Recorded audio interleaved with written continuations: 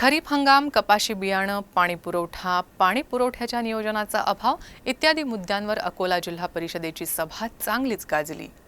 उन्हाळ्याच्या दिवसात उद्भवणाऱ्या पाणी टंचाईवर जिल्हा परिषद सदस्यांनी अधिकारी वर्गावर प्रश्नांची सरबत्ती केली। 64 खेडी योजनेत एका महिन्यानंतर नागरिकांना पाणी मिळत आहे। पाणी टंचाईवर जिल्हा परिषद सदस्य मीना बावणे, राम गव्हाणकर यांनी पाणी टंचाईवर प्रश्न उपस्थित केले।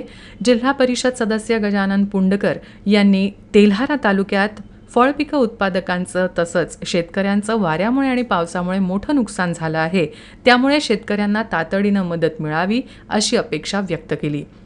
या सभेत कपाशी बियाणं, खतं याबाबत जिल्हा परिषद सदस्य आक्रमक झाल्याचं दिसून आलं।